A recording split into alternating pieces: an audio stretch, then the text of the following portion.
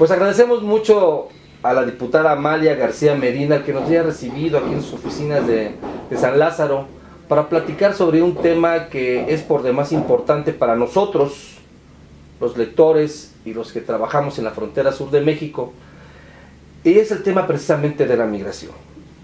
Diputada, muchísimas gracias por recibirnos en su oficina.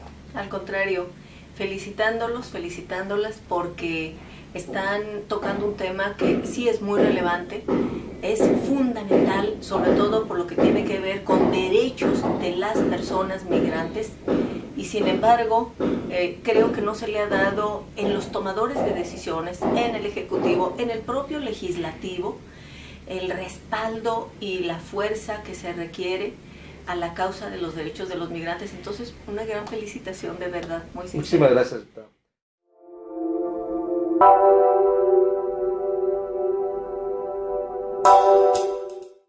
En el caso de la migración que se vive en México, es decir, de la que llega a México, de la migración interna que hay con los jornaleros agrícolas y de la migración que va de México hacia los Estados Unidos, el asunto principal, la causa principal por la cual una persona o muchas personas dejan su lugar de origen forzado por las circunstancias es por causas económicas. Fundamentalmente, no es la única causa, pero es la que cruza toda la región. Y por eso cuando hablamos de migración, en esta comisión hablamos de migración y desarrollo, porque lo único que puede hacer que alguien no deje forzado por las circunstancias su tierra, su familia, es que tenga oportunidades en su lugar de origen. Y cuando la gente sale de Centroamérica, de Honduras, de Guatemala, de El Salvador, es porque no encontraron ahí oportunidades para salir adelante. Y cuando en nuestro país emigran y van como jornaleros agrícolas personas, por ejemplo, de Guerrero hacia Guanajuato, o hacia Sonora, o hacia Sinaloa, o de Oaxaca hacia el Valle del Yaqui, lo hacen forzados por las circunstancias, porque en su lugar de origen no pudieron encontrar condiciones para salir adelante y para sobrevivir. También hay un asunto que yo esperaría conmover aquí en la Cámara de Diputados, a los diputados y también al Gobierno de la República, a la Secretaría de Gobernación, al DIF nacional, al Instituto de Migración, para que se apruebe una ley que he presentado aquí sobre niñas, niños y adolescentes migrantes no acompañados.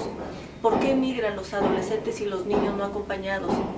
Emigran no solo por razones económicas, que si las hay, puede ser por miseria, porque necesitan sobrevivir, pero muchos lo hacen y de manera cada vez más frecuente, creciente, por la inseguridad que se vive en sus regiones y porque no quieren ser atrapados por el crimen o acosados por el crimen. Y también hay otra causa, porque quieren reunirse con sus padres. Cruzan niños de 8, de 9, de 10, de 12 años. Eso está algo tan fuerte y tan doloroso para buscar a sus padres. Sí, definitivamente.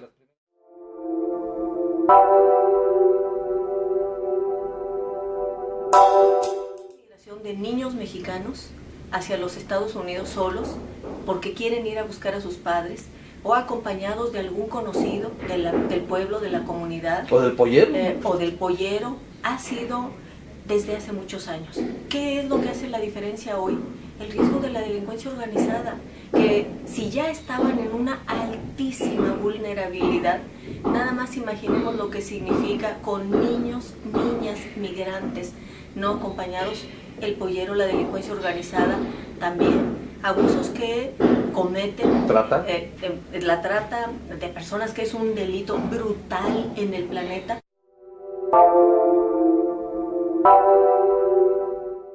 Por supuesto que tendríamos que tener una ley general que establezca de manera precisa, visible, clara, no de una manera que esté escondida en otras normas, sino clarísima, nítida, las obligaciones del gobierno mexicano y los protocolos que se deben seguir en el trato con los niños, niñas y adolescentes migrantes. Cuando decimos la palabra protocolo, hay personas que dicen, ¿de qué están hablando? Bueno, estamos hablando de los pasos, los procedimientos exactos que se deben dar, y así se evita la discrecionalidad.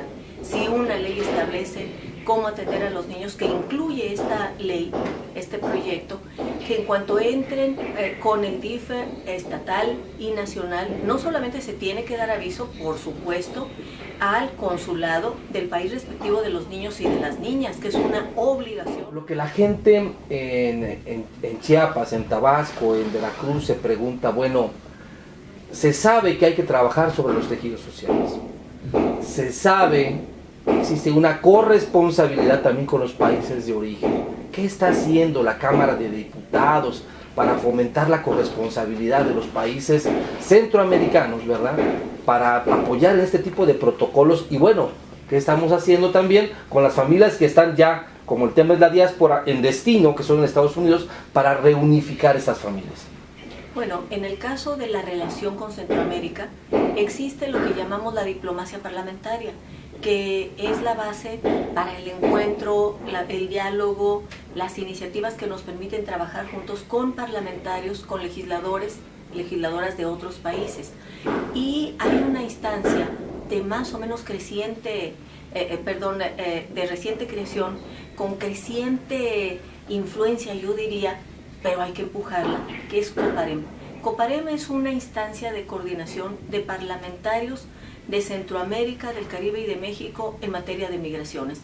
Nos hemos reunido en varias ocasiones para ver que primero cómo podemos llegar a algunas conclusiones, algunos acuerdos que impulsemos cada quien en nuestro propio país. Pero también hemos ido a visitar los lugares precisamente para conocer in situ, en el propio terreno, lo que está sucediendo. Le comento, por ejemplo, que fuimos a República Dominicana, hicimos un viaje por tierra y llegamos hasta la frontera con Haití. Usted ya se imaginará lo duro, lo fuerte que significa esta frontera y esta relación entre Haití y República Dominicana, muy tensa, muy tensa, sobre todo además agudizada en el caso de Haití a partir de aquel terrible terremoto que vivieron y que la gente necesita nuevamente, reitero aquí una de las causas principales, empleo, necesita salir adelante, necesita sobrevivir. Y claro que hay un tránsito de haitianos hacia República Dominicana que ha generado una enorme tensión y que tiene que resolverse. ¿Qué es lo que decidimos ahí?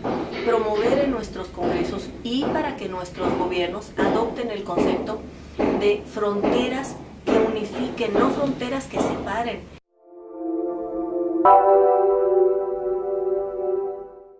Fronteras humanitarias y no solo, sino que las fronteras se conviertan en espacios de desarrollo, que el recurso que se quiere invertir en policías, en armas, en medidas persecutorias, que se invierta en generación de empleos, en educación, en salud.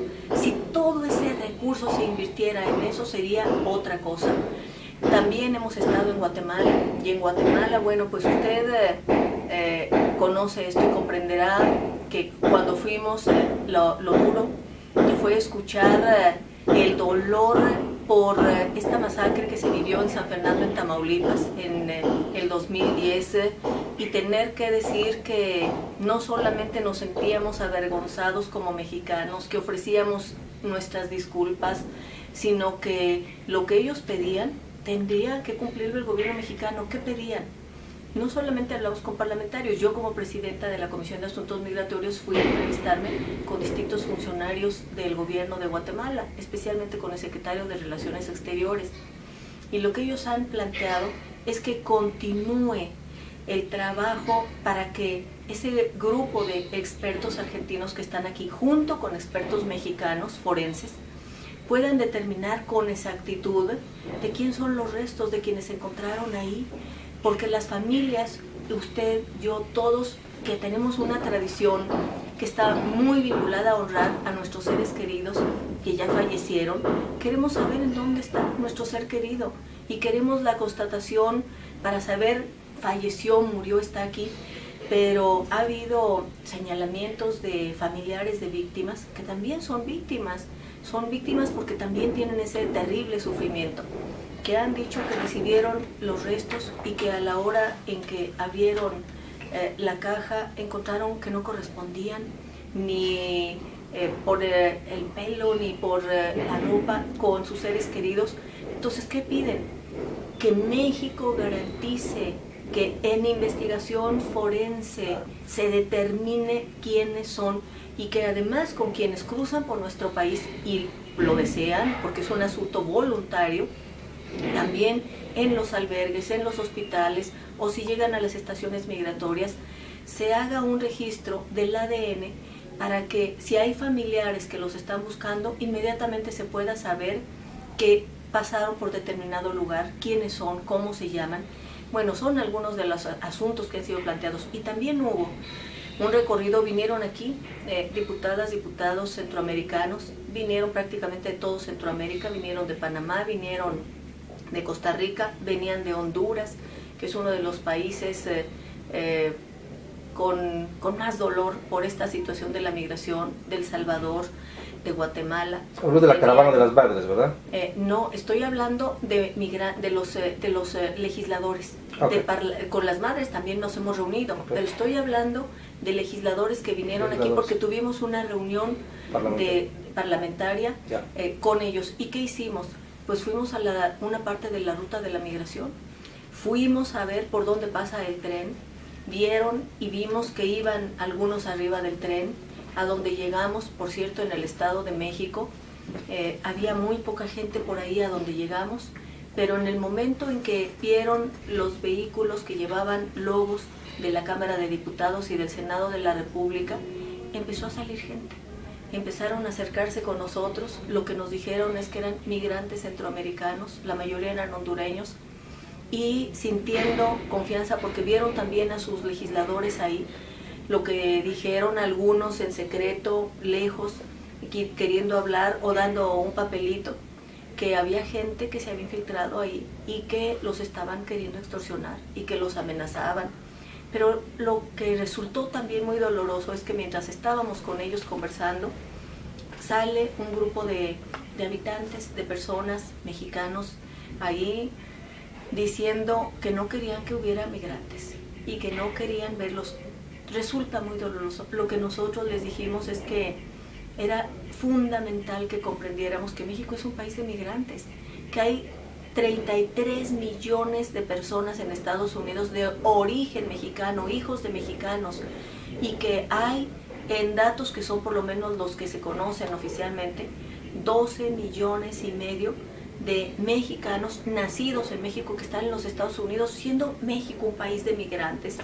Entonces, ¿cómo no ser solidarios con los que llegan a nuestro país? Los legisladores, bueno, aparte de solidarizarnos con lo del ADN, también por supuesto que lo que hemos decidido es ir promoviendo leyes en nuestros respectivos congresos en los distintos países que vayan homologando acciones, medidas tendientes a favorecer la protección de los derechos de los migrantes.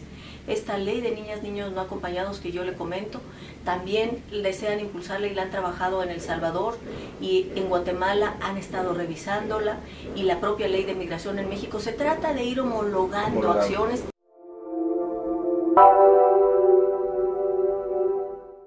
Bueno, por supuesto que los gobiernos municipales, los gobiernos estatales y el gobierno de la República y los congresos locales y también el Congreso de la República, el Congreso de la Unión, tenemos que tener un compromiso absoluto, ineludible, clarísimo con la protección y la defensa de los derechos humanos de los migrantes.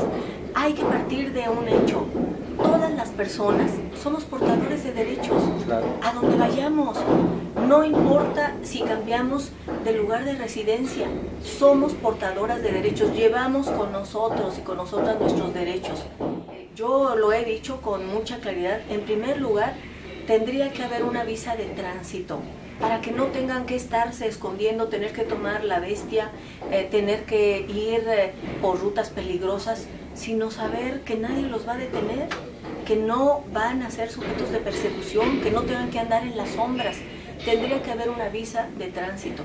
Segundo, veo ahí, por ejemplo, una foto de don César Chávez, sí, y obviamente me genera a mí, obviamente, ya la pregunta obligada. ¿Qué están haciendo los diputados? ¿Qué están haciendo nuestros representantes, nuestros gobernadores, en materia de un trabajo debidamente remunerado, debidamente asistido en los Estados Unidos. ¿Qué acuerdos hay ahorita? Bueno, en primer lugar, yo creo que cuando hay una gran migración, hay que decirlo, ahí está fallando ese Estado Nacional, porque la gente deja su tierra forzado por las circunstancias.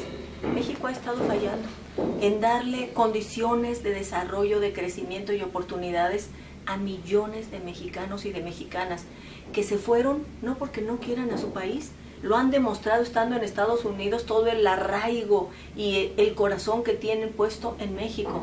Se fueron forzados porque querían salir adelante. Y lo que se tiene que hacer primero de este lado es canalizar recursos, inversiones, acciones para educación, para la formación, para salud, derechos sociales, para aquellas regiones de más alta migración. Eso es lo que se tendría que hacer. Y puesto que ya hay una gran comunidad de origen mexicano en los Estados Unidos, la relación que se debe establecer es, por supuesto, la que tiene que ver con los derechos de los mexicanos que están en los Estados Unidos, pero también fortalecer una relación económica que permita que si hay crecimiento, inversión, productos en alguna región, en Estados Unidos, eso tenga un mercado. ¿A qué me refiero? Usted hablaba de mi paso como gobernadora del estado de Zacatecas, un estado de migrantes, el principal productor de frijol, de chile, de ajo, con una producción agrícola importante. Uno de los retos que yo me planteé fue darle valor agregado a estos productos y que en el mercado alimenticio norteamericano pudieran ser vendidos, porque ya la comida mexicana es una comida que tiene un altísimo valor económico en los Estados Unidos. Solamente la industria alimenticia en Estados Unidos hace unos 5 años, no tengo los datos más recientes, pero hace unos 5 años significaba alrededor de 30,000 millones de dólares. Y además la comida mexicana se ha puesto de moda en todo el mundo. Ya es la comida china, la japonesa, la italiana y la mexicana. Entonces, también generemos desde acá empleos, proyectos productivos, acciones que permitan que la gente salga adelante y que acuda a ese mercado. Pero también la educación, becas para los jóvenes. Hay una iniciativa que se detonó cuando yo estaba en el gobierno junto con una institución bancaria, y esta institución bancaria que tenía legítimamente el derecho de promover ahorros y bancarización de quienes habían migrado, desarrolló un programa que nosotros trabajamos junto con ellos y que ya se volvió nacional. Becas para los hijos de los migrantes, becas para los que se quedan, para niños de secundaria. Eran becas de 1,000 pesos mensuales, pero además había una especie de padrino o de madrina que mensualmente está viendo cómo va el niño, la niña en sus estudios, cómo va su boleta, su calificación. Y esto de la educación, que además es obligación del Estado mexicano, hay que subrayarlo. Si hay instituciones privadas o si los migrantes aportan, eso es algo adicional, muy generoso, pero la obligación del Estado mexicano hay que hacerlo. Y por supuesto que con quienes se han ido, lo que resulta esencial es que el gobierno mexicano y el Congreso de la Unión insistan en el respeto a sus derechos laborales. Nuestra Cancillería, ¿hay alguna alianza estratégica? ¿Hay alguna propuesta? ¿Hay algún protocolo ya presentado? ¿Hay alguna iniciativa? Lo que ha hecho la Cancillería es efectivamente abrirse a la difusión en los consulados de el conocimiento de los pasos que se deben dar para que los niños no sean llevados en custodia.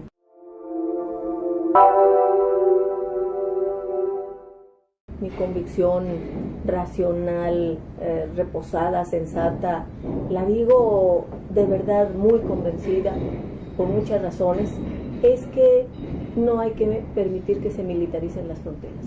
No hay que permitirlo. Muchísimas gracias. Gracias.